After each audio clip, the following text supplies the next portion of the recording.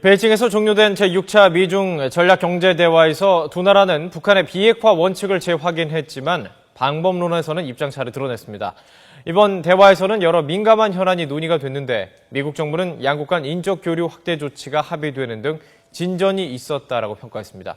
취재기자 연결해서 자세한 내용 알아보겠습니다. 정재훈 특파원.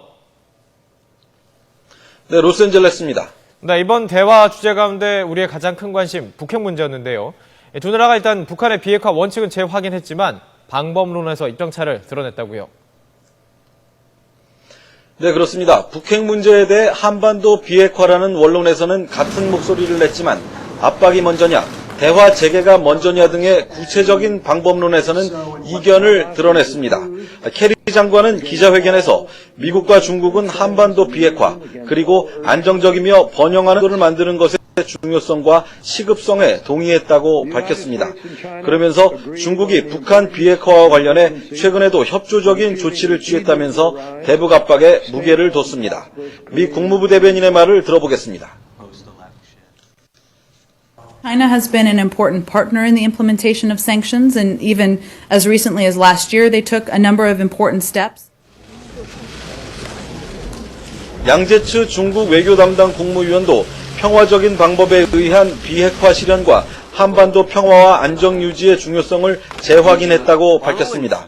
이어 모든 당사국이 언행을 신중하게 하고 긴장을 완화할 조치를 해야 한다며 대화 재개에 방점을 두는 듯한 언급을 했습니다.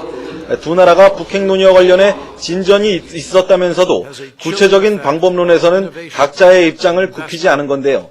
우리 입장에서 보면 북핵 문제의 시급성에 양국이 동의했다거나 북핵 논의와 관련해 조금 진전이 있었다는 말이 구체적으로 무슨 의미인지를 확인하는 것이 단기적인 외교 과제가 될 전망입니다. 네, 미국과 중국 이번 대화에서 여러 민감한 현안에 대해 의견을 교환을 했는데요. 미국은 일단 긍정적인 평가를 내렸군요.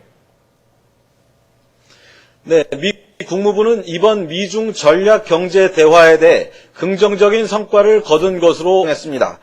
젠 사키 국무부 대변인은 정례 브리핑에서 양국 간 인적 교류를 제도적으로 확대하는 조치에 합의 강조했습니다. 이번 대화에서는 또 중국 인권 문제와 사이버 해킹 문제 등 민감한 현안들도 많이 다뤄졌습니다. 존 캐리 미 국무장관은 폐막 기자회견에서 중국의 사이버 해킹 문제를 강하게 비난했습니다. 캐리 장관의 말을 직접 들어보겠습니다. The loss of intellectual property through cyber means has a very chilling effect on innovation and investment. 이런 가운데 뉴욕타임스와 월스트리트 저널 등 미국 유력 신문들도 최근 중국의 사이버 해킹 문제를 잇따라 보도하며 미국 정부의 강경 대처를 주문하고 나섰습니다. 미국 정부와 언론의 공세에 대해 양제츠 국무위원은 사이버 공간을 다른 국가에 침해하는 수단으로 활용해서는 안 된다고 맞받아 물러서지 않겠다는 뜻을 밝혔습니다. 지금까지 로스앤젤레스에서 YTN 정재훈입니다.